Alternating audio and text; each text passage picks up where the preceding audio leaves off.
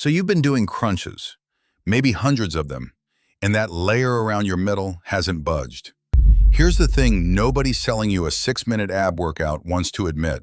You cannot crunch your way to a flat stomach. It's physically not how the body works. Today I'm going to show you what's actually going on with belly fat, why it's more important than just how you look, and the handful of things that genuinely move the needle, all backed by Harvard, the Mayo Clinic, and the research itself, with the sources in the description so you can check every word. If you find this useful, gently tap that like button. It really does help more people find the channel. And let's get into it right now. Let's start with the crunches, because this myth refuses to die. The idea is called spot reduction, the belief that if you train one area, you'll burn the fat sitting on top of it. Researchers have been testing this for over half a century, and the verdict from Harvard Health is blunt. Sit-ups and crunches can tighten the muscles underneath, but they will not get at the fat.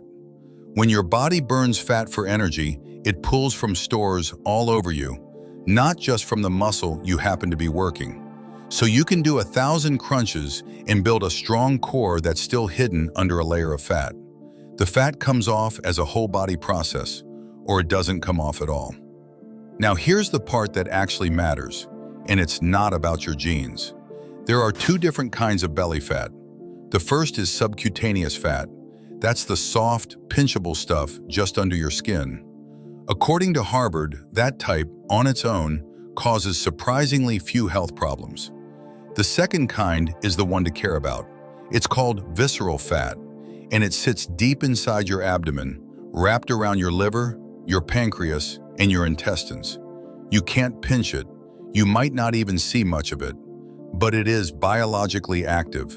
It pumps out inflammatory proteins, and even though it makes up only about 10% of your body fat, research links high amounts to higher blood pressure, higher blood sugar, raised cholesterol, and fatty liver disease.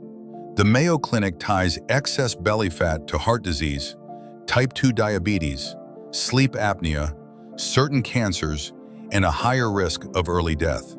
This is genuinely about your health, not just your reflection. So how do you know if you've got too much? You don't need a fancy scan, you need a tape measure. Stand up, wrap it around your bare middle, just above your hip bones, breathe out, and don't suck in. The Mayo Clinic's guidance is straightforward. For women, a waist over 35 inches signals an unhealthy amount of belly fat. And for men, it's over 40 inches. That's your simple home check, and it's the same one doctors use.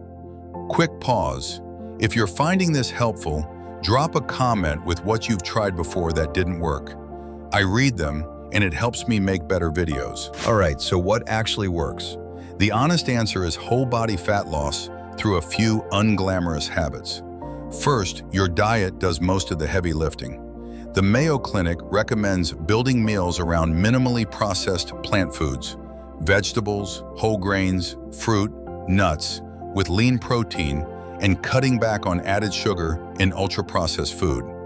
Harvard singles out sugary drinks high in fructose as some of the worst offenders for your waistline. Protein matters too, because it keeps you full and helps you hold on to muscle while you lose fat. Second, move. And the type of movement matters.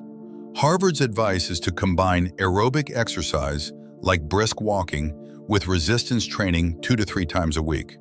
Here's the encouraging part. They point out that even if the scale doesn't move much, exercise still trims visceral fat and builds muscle.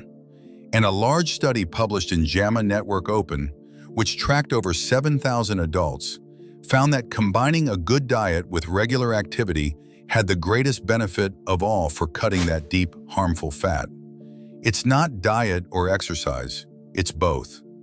Third, and this one gets ignored, sleep and stress. Studies have found that people sleeping less than 6 hours a night gain significantly more visceral fat over a 5-year period than people getting 7 to 8.